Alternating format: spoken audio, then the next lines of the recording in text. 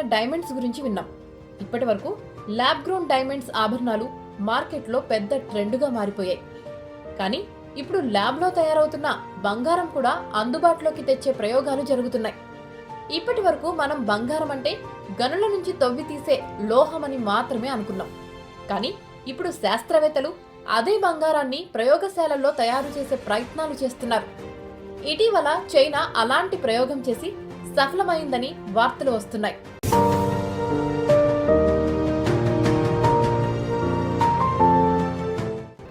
సాధారణంగా బంగారం భూమి లోపల గనుల్లో వేల ఏళ్ల ప్రక్రియ తర్వాత ఏర్పడుతుంది.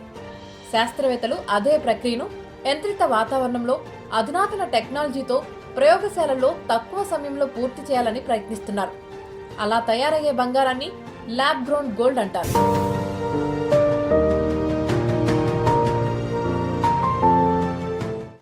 ల్యాబుల్లో బంగారం తయారు చేసే ప్రక్రియను న్యూక్లియర్ ట్రాన్స్మ్యూటేషన్ అంటారు. కాకపోతే ల్యాబ్లో తయారవుతుంది కాబట్టి చౌకగా ఉంటుందని భావిస్తారు. కానీ ప్రస్తుతం పరిస్థితి అలా లేదు.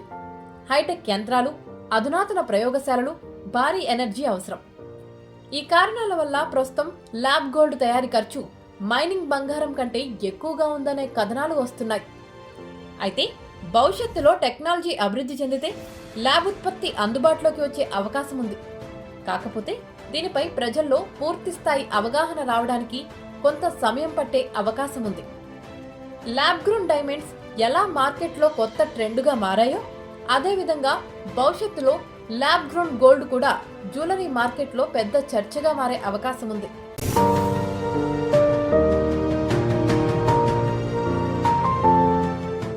ల్యాబ్లో పెద్ద మొత్తంలో బంగారం తయారు చేయడం సాధ్యమైతే ప్రపంచ ఆర్థిక వ్యవస్థపై తీవ్ర ప్రభావం ఉంటుంది. ఇప్పటి వరకు బంగారం విలువ ఎక్కువగా ఉండడానికి ప్రధాన కారణం అది అరుదుగా దొరికే లోహం కావడం. ప్రపంచంలోని చాలా దేశాలు తమ ఆర్థిక భద్రత కోసం బంగారాన్ని నిలవుగా ఉంచుకుంటాయి. కానీ ఒకరోజు ల్యాబుల్లోనే పెద్ద మొత్తంలో బంగారం తయారవడం ప్రారంభమైతే మార్కెట్లో బంగారం సరఫరా పెరుగుతుంది. దాంతో ధరలు తగ్గే అవకాశం ఉంటుంది. దేశాల గోల్డ్ రిజర్వుల విలువ కూడా ప్రభావితమవుతుంది. ల్యాబ్ గ్రోన్ గోల్డ్ టెక్నాలజీ ఇంకా ప్రారంభ దశలోనే ఉంది. కానీ భవిష్యత్తులో ఇది అభివృద్ధి చెందితే బంగారం మార్కెట్ మాత్రమే కాదు, ప్రపంచ ఆర్థిక వ్యవస్థలో కూడా పెద్ద మార్పులు తీసుకురాగలదు.